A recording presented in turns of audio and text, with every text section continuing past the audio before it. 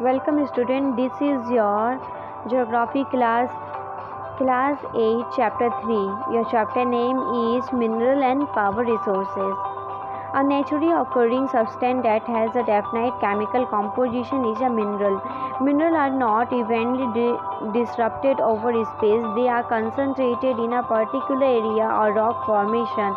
Some minerals are found in areas which are easily accessible, such as the Arctic Ocean bed and Antarctica. प्राकृतिक रूप से प्राप्त होने वाला पदार्थ जिसका निश्चित रासायनिक संगठन हो वह एक खनिज है। खनिज सभी स्थानों पर समान रूप से वितरित नहीं है, वे किसी विशेष क्षेत्र में या सेल समूह में संकेंद्रित हैं। कुछ खनिज ऐसे क्षेत्रों में पाए जाते हैं जो आसानी से अविभाज्य नहीं है, जैसे अंटार्कटिका महासागर संस्तर और Antarctica. Minerals are found in different types of geological environment under varying conditions. They are created by natural process without any human interference.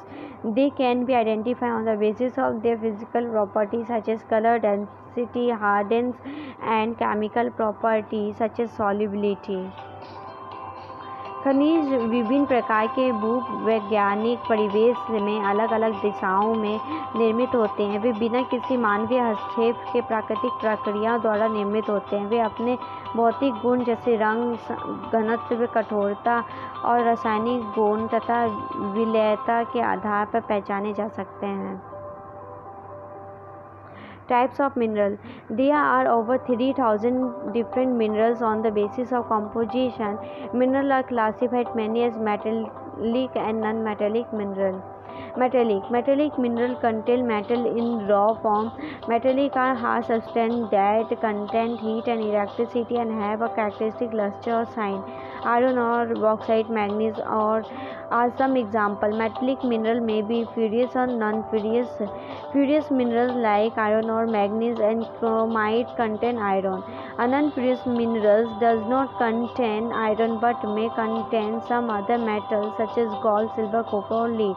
Non-metallic minerals do not contain metals. Limestone, mica, and gypsum are examples of such minerals. The mineral fuel like coal and petroleum are also non-metallic minerals.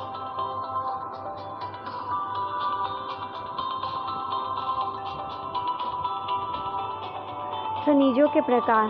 पृथ्वी पर 3000 से अधिक विभिन्न खनिज और संरचना के आधार पर खनिजों को मुख्यतः मेटलिक और नॉन मेटलिक खनिजों में वर्गीकृत किया गया है। मेटलिक खनिज में धातु कच्चे रूप में होती है। धातुएं कठोर पदार्थ हैं जो ऊष्मा और विद्युत को संचालित करती है, जिसमें धातु या चमक की विशेषता होती है। लोहा, अयस्क, बॉक्साइट, मैंगनीज, अयस्क इनके कुछ उदाहरण हैं। घनत्व खनिज लोहा अथवा अलोहा हो सकते हैं।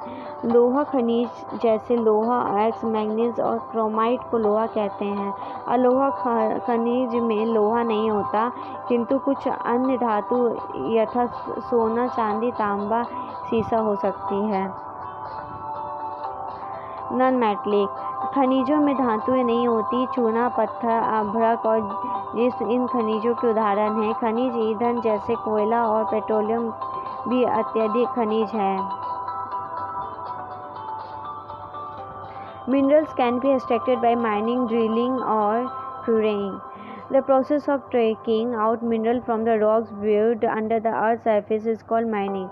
Minerals that lie at shallow depth are taken out by removing the surface layer. This is known as open cast mining. Deep bores called shafts have to be made to reach mineral deposits that lie to great depth. This is called shaft mining. Petroleum and natural gas occur far below the earth's surface. Deep wells are bored to take them out. This is called drilling. Minerals that lie near the surface are simply dug out by a process known as quarrying.